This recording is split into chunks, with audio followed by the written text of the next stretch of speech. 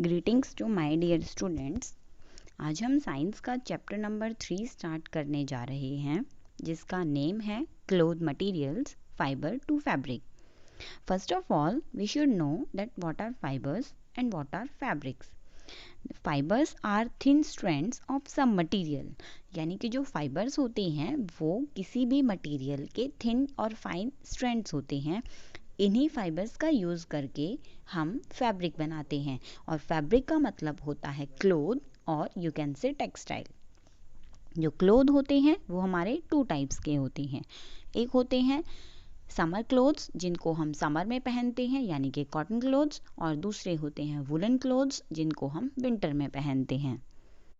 Now we will discuss about fibres.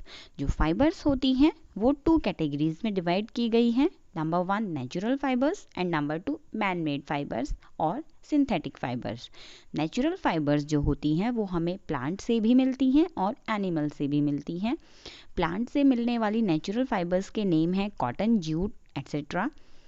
Animal से मिलने वाली नेचुरल फाइबर्स के नेम हैं वूल, सिल्क एट्सेट्रा। इसी तरह से मैन मेड फाइबर्स और you can say synthetic fibres हमें पेट्रोकेमिकल्स की हेल्प से मिलती हैं, और जो एग्जाम्पल्स हैं सिंथेटिक फाइबर्स के वो हैं रेयॉन, नायलॉन, पॉलिस्टर एट्सेट्रा। तो अब हम सबसे पहले देखेंगे एनिमल फाइबर्स में से वूल के बारे में हम डिस्कस करेंगे। वूल जो है वो हमें कई सारे एनिमल से मिलती है। मोस्टली एनिमल जो मेनली जो एनिमल हमें वूल प्रोवाइड कराता है वो है शीप। शीप के अलावा और भी बहुत सारी ब्रीड्स होती हैं। कुछ गोट्स होती हैं जैसे कि अंगोरा गोट, कैश्मीर मोहेर गोट, यॉक होता है, कैमल, अंगोरा रैबिट, लामा, एल्पेका। ये सभी एनिमल्स हमें वूल प्रोवाइड करते हैं। जो बेस्ट क्वालिटी की वूल है वो हमें मैरिनो शीप से मिलती है।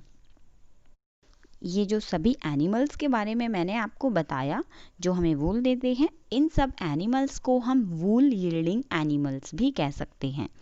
अब हम देखते हैं कि शीप को या जो वूल यील्डिंग एनिमल है उसको कैसे हम रियर करते हैं, यानी कि उनका पालन पोषण करते हैं, और कैसे हम उनका ब्रीडिंग में हेल्प कराते हैं। तो शीप का ब्रीडिंग के बारे में हम देखते हैं, रियरिंग एंड ब्रीडिंग के बारे में। शीप को सबसे पहले हम उसका टेक केयर करते हैं। टेक केयर में उसको फीडिंग का ध्यान होता है, उसकी हाइजीन का ध्यान रखना होता है। फीडिंग में हम इन एनिमल्स को ग्रास दे सकते हैं, लीव्स दे सकते हैं। उसके साथ साथ इनको पल्सेस, कॉर्न, ज्वार या ऑयल केक्स भी हम इनको खिला सकते हैं। अगर हमें इन शीप से बेस्ट क्वालिटी की वूल चाहिए तो हमें इनको प्रोटीन रिच फूड खिलाना होता है, जिससे कि इनके जो हेयर होते हैं वो कर्ली हो जाएं और शाइनी हो जाएं, और हमें बेस्ट क्वालिटी की वूल ये लोग प्रोवाइड कर सकें। जो इंडिया में शीप है वो हमें कहाँ कहाँ पे हम रियरिंग करते हैं इंडिया में शीप्स का। जम्मू एंड कश्मीर में, हिमाचल प्रदेश, पंजाब, हरियाणा, राजस्थान, गुजरात और ऐसे ही कई सारे स्टेट्स में हम शीप्स का रियरिंग एंड ब्रीडिंग करते हैं। Now we will come to our next topic, जिसका नेम है ऑब्टेनिंग वूल फ्रॉम शीप। यानी कि शीप से वूल ऑब्टेन करने के लिए हमें कौन से स्टेप को क्रॉस आउट करके 1 बाय 1 हम उसको वूल तक फाइनली हम वूल ऑब्टेन कर सकते हैं। तो नंबर 1 स्टेप होता है हमारा शेयरिंग। शेयरिंग का मतलब होता है कि जब हम शीप की बॉडी से हेयर को या उसके फ्लीस को रिमूव करते हैं तो that process we will call it shearing. Shearing जो है वो हम कौन से सीज़न में करेंगे? स्प्रिंग सीजन में, और you can say early summers में, जिससे कि जो शीप है उसकी बॉडी में कोई ठंड का खतरा ना हो। और जैसे ही हम शेयरिंग करते हैं शीप की स्किन को, तो तुरंत हम उसकी बॉडी को एंटीसेप्टिक सॉल्यूशन में रख देते हैं ताकि उसकी स्किन में इन्फेक्शन ना हो सके। नेक्स्ट स्टेप होता है वॉशिंग और स्काउरिंग। अब हम इन फ्लीस को जो हमने शेयर किए थे उनको हम सोपी वाटर में से पास आउट करते हैं ताकि उसमें से ग्रीस, डस्ट या फिर डर्ट, जो भी चीज़ें गंदगी है वो सब निकल जाए। इस प्रोसेस को हम कहते हैं स्काउरिंग। और इसी प्रोसेस में हम इन फ्लीस को रोलर और ड्रायर में से पास आउट करते हैं। नेक्स्ट स्टेप हमारा होता है सॉर्टिंग। सॉर्टिंग का मतलब होता है सेपरेटिंग। सॉर्टिंग में हम क्या करेंगे, जो फाइबर्स, जो फ्लीस हैं, उनकी टेक्सचर के अकॉर्डिंग उनको हम अलग अलग पार्ट्स में बांट लेते हैं, बड़े टेक्सचर वाले फ्लीस को हम अलग रखते हैं, छोटे वाले को हम अलग रखते हैं। जो छोटे साइज के फाइबर्स होते हैं उनको हम बर्स कहते हैं। Next step is carding. Carding में हम इनको अगेन रोलर में से पास आउट करते हैं, इनको स्ट्रेट करते हैं, जिससे कि देन अगेन इसको हम क्या करेंगे, वॉश करेंगे एंड देन अगेन इसको हम ड्राई करेंगे। नेक्स्ट स्टेप होता है डाइंग। डाइंग मीन्स इसको कलर आउट करते हैं। जो शीप होती हैं या गोट होती हैं वो मोस्टली हमें 3-4 कलर के फाइबर्स ही प्रोवाइड कराती हैं, जैसे कि ब्लैक, ब्राउन और वाइट। लेकिन हम बहुत तरह के वुलन क्लोथ्स को पहनते हैं, वो कैसे कर सकते हैं, उसको हम डाई करते हैं, अपने मन चाहे कलर में हम उसको रंग सकते हैं। Next step is spinning. Spinning में हम क्या करेंगे, जो हमें फाइबर्स मिले हैं उनको यार्न में कन्वर्ट करते हैं। यार्न मीन्स उसको हम धागा बनाते हैं। Next and last step is weaving.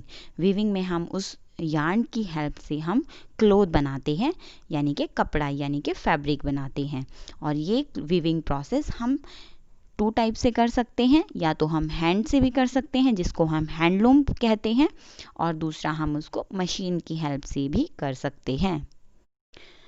Next topic है occupational hazard of wool industry, यानी कि जो लोग वूल इंडस्ट्री में काम करते हैं उनको क्या खतरा हो सकता है।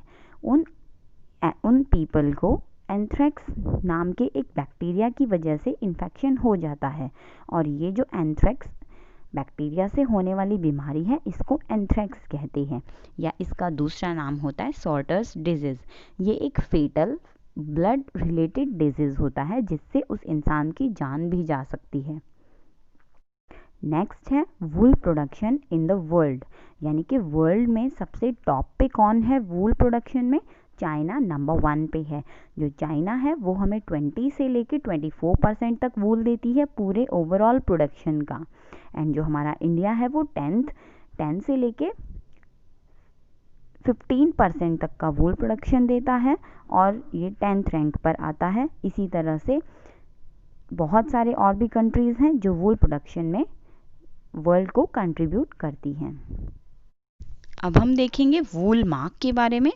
अभी जो आपको दिखाया जा रहा है ये वूल मार्क है, जो कि IWS ने इसको असाइन किया था, और IWS का मतलब है इंटरनेशनल वूल सेक्रेटेरिएट, और ये कहाँ पर है, न्यू यॉर्कशायर में, ये जो कि यूनाइटेड किंगडम में है।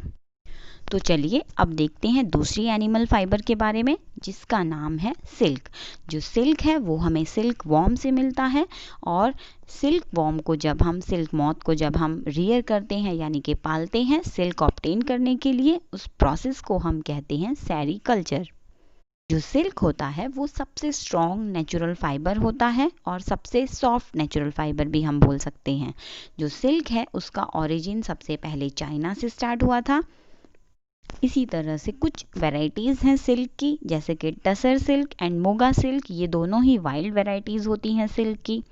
तो अब हम देखते हैं कि सिल्क जो है वो किससे मिलता है। सिल्क हमें सिल्क मॉथ से मिलता है। अब हम देखेंगे life cycle of silk moth. जो सिल्क मॉथ होता है वो एक साथ हंड्रेड्स ऑफ एग्स देता है, और जब ये एग्स हैच होते हैं इनमें से लार्वा बाहर निकलता है। इसी लार्वा का दूसरा नाम होता है कैटरपिलर। अब ये कैटरपिलर कंटिन्यूअसली मलबरी लीव्स को खाता है और अपने साइज में कंटिन्यूअसली ग्रो होता रहता है। जब ये कैटरपिलर खाना बंद कर देता है तो ये प्यूपा स्टेज में एंट्री करता है, और प्यूपा स्टेज में ये क्या करेगा, ये अपने माउथ यानी कि सैलिवरी ग्लैंड से एक प्रोटीन नाम का सब्सटेंस सीक्रेट करता है, और इस प्रोटीन को अपने पूरे बॉडी पर रैप करना शुरू कर देता है। जब ये इसका कवर एयर के एक्सपोजर की वजह से हार्ड हो जाता है तो ये कोकून में कन्वर्ट हो जाता है, और यही कोकून हमें सिल्क फाइबर प्रोवाइड करता है। एक कोकून फाइबर से हम अप्रॉक्सीमेटली 1.5 किलोमीटर तक की लेंथ का एक सिल्क थ्रेड ले सकते हैं, या हमें सिल्क थ्रेड 1.5 किलोमीटर लेंथ का मिल सकता है। तो अब हम देखेंगे कि कोकून से सिल्क ऑब्टेन करने में कितने स्टेप्स इन्वॉल्व होते हैं। तो सबसे पहले हम क्या करेंगे, जो एग्स होते हैं उनको स्टोर करते हैं किसी भी एक हाइजीनिक क्लोथ पर और यू कैन से पेपर पर उसको हम स्टोर करके रखते हैं। देन उसके बाद नेक्स्ट पॉइंट होता है हम हाइजीनिक कंडीशंस प्रोवाइड करते हैं। टेम्परेचर सूटेबल होना चाहिए, ह्यूमिडिटी होना चाहिए ताकि वो एग्स हैच हो सके और उनमें से लार्वा बाहर निकल सके। नेक्स्ट जब वो लार्वा बाहर आ जाता है तो वो अगेन मलबेरी लीव्स को खाता है और उनको कंट्रोल कंडीशंस भी प्रोवाइड कराई जाती हैं ताकि वो इजीली फीड अप कर सके और अपना ग्रोथ जो है वो उसको कैरी ऑन कर सके। देन नेक्स्ट स्टेप होता है कि अब जो कोकून बन गया है, फुली ग्रोन कोकून्स को अलग अलग उनके कलर, साइज और शेप के अकॉर्डिंग उनको अलग अलग सॉर्ट आउट करते हैं, यानी कि सेपरेट करते हैं। नेक्स्ट क्या करेंगे, अब जो हमने कोकून को सॉर्ट आउट या सेपरेट किया है उनको बॉइल्ड वाटर में हम इमर्ज यानी कि डुबो के रखते हैं, जिससे कि उनमें से जो कोकून है वो खुल जाए और जो प्यूपा उसके अंदर अगर कोई रह गया है तो वो प्यूपा भी वहाँ पर बॉइल्ड वाटर की वजह से मर जाए। उसके बाद हम उस जो कोकून हमें मिला है उसको हम बहुत सारे अलग अलग तरह के टब्स में, किसी में हॉट वाटर होता है, किसी में कोल्ड वाटर होता है, इस तरह से हम उस कोकून को एक बार हॉट में एक बार कोल्ड में इस तरह से डालते हैं। इस प्रोसेस की वजह से जो हमें थ्रेड मिलेगा वो बहुत सॉफ्ट हो जाता है, यानी कि इस प्रोसेस का दूसरा नाम हम कह सकते हैं सॉफ्टनिंग ऑफ सेरिसीन। इससे हम सेरिसीन को सॉफ्ट बना सकते हैं। अब जो थ्रेड्स हमें मिले हैं वो एक दूसरे से सेपरेट होना स्टार्ट करते हैं। अब हम इन थ्रेड्स को बिल्कुल स्ट्रेट आउट कर देते हैं और इस प्रोसेस को हम कहते हैं रीलिंग। रीलिंग करने के बाद हम 3 से लेके 10 तक के धागों को या थ्रेड्स को हम एक साथ उस पे किसी भी एक वुडन स्टिक पे हम उसको जब रैप करेंगे तो उस प्रोसेस को हम कहते हैं थ्रोइंग। अब हमें अलग अलग तरह के सिल्क फाइबर्स मिल चुके हैं। अब हम इन सिल्क फाइबर्स को सिल्क थ्रेड्स में कन्वर्ट कर लेते हैं। जो नेक्स्ट स्टेप जो हमारा होता है वो होता है वीविंग। अब हम क्या करेंगे, इन सिल्क थ्रेड से हम क्या करते हैं, लूम्स की हेल्प से उसको हम यार्न में कन्वर्ट करते हैं एंड देन यार्न से हम उसको वीव करके हम उसको क्लोथ में कन्वर्ट कर लेते हैं। तो ये था हमारा कोकून से सिल्क मिलने का प्रोसेस, कौन से स्टेप्स इन्वॉल्व होते हैं। अब हम देखते हैं कि सिल्क इंडस्ट्री के ऑक्यूपेशनल हैजार्ड्स क्या क्या होते हैं। तो नंबर 1, जो वर्कर्स होते हैं इस इंडस्ट्री के, उन वर्कर्स को बहुत सारे रेस्पिरेटरी डिजीज़ हो सकते हैं, जैसे कि अस्थमा है, ब्रोंचाइटिस है, क्योंकि यहाँ पर जब वो कोकून को बॉईल करते हैं तो उसमें से जो स्टीम निकलती है वो स्टीम उनके सांस के थ्रू उनके बॉडी में अंदर जाती है, जिससे बहुत सारे डिजीज़ उनको लग सकते हैं। नेक्स्ट, इनके वर्कर्स को स्किन डिजीज़ भी हो सकते हैं, क्योंकि वो बार बार बॉइलिंग वाटर में कभी हाथ डाल रहे हैं, कभी वो कोल्ड वाटर में हाथ डाल रहे हैं, जिसकी वजह से उनको स्किन डिजीज़ हो सकते हैं।